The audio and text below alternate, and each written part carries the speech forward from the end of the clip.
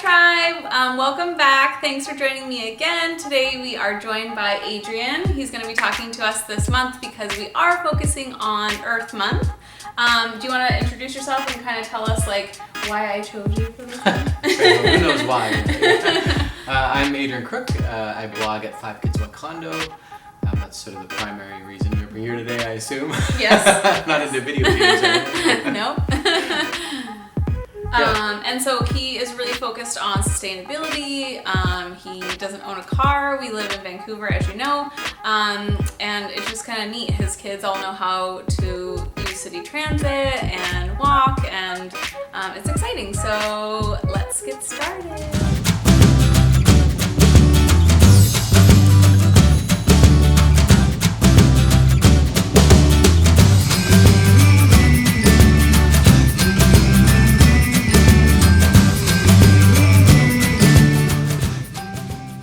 Tell me a little bit about what did you read, the Magic Art of Tidying Up, or what was your impetus towards starting minimalism and all of this?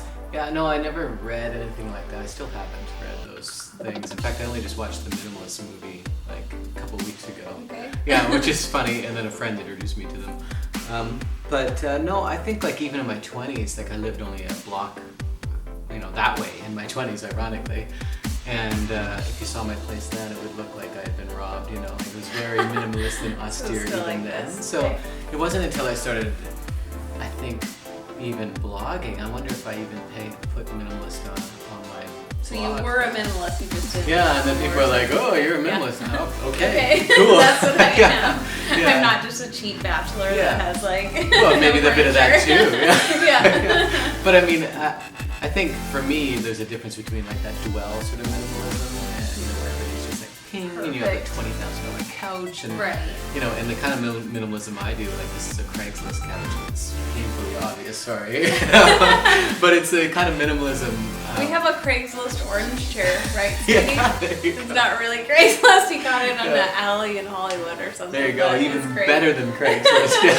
Yeah. But it's the kind of stuff that frees you up from having to worry about your things, which is, I think, the idea of minimalism. Is you don't wind up getting so bogged down and caring for your things and worried about them that you forget about what matters.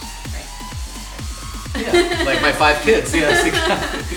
And so tell me about the no car thing. Is that what happens when you want to take the kids on a hike in North Van or something? What do you guys do?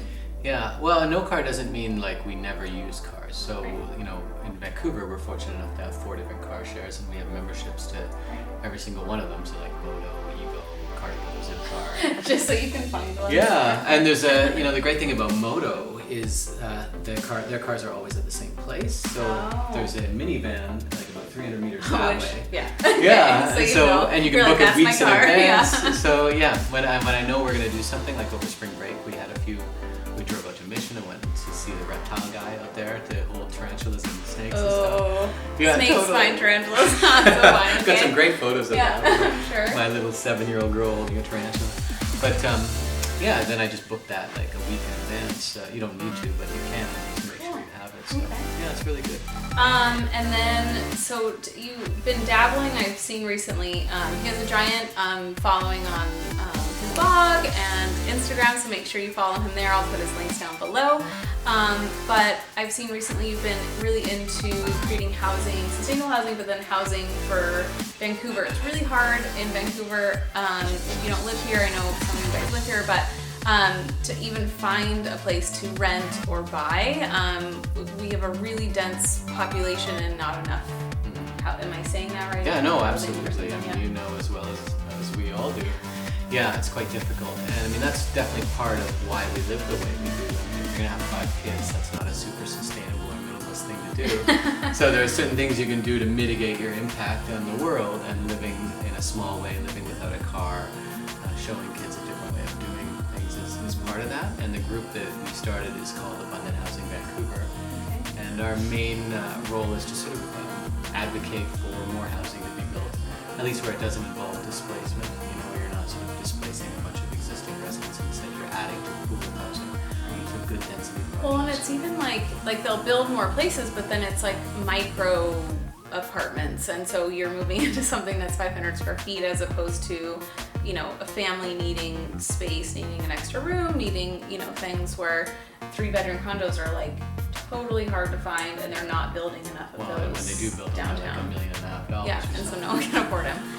Part of the problem, sorry to interrupt, is like the vast majority of our land, about 80% of our residential land is zoned for single-family houses, so you can't build anything larger than a single-family house on it. Yeah, exactly. And obviously the minority of people live on that land. Right. So you've got the rest of us that are left to trying to vie for fight the over like scraps, free basically. things. Yeah. Right. Yeah. Okay. I was saying that he should run for office. You, John Fitzgerald Kennedy, do solemnly swear I, John Fitzgerald Kennedy, do solemnly swear that you will faithfully execute the office of President. With all this stuff. You never know. Well, that's just a little bit about us. I'm going to be doing some more stories on Instagram and pictures of this beautiful house that he lives in. And if you want to know more, please check out his blog and make sure you subscribe below if you're coming from his to mine. And thanks for joining us today. It was nice having you here with us. Yeah, thanks a lot. Thanks for having me. All right. Bye, tribe.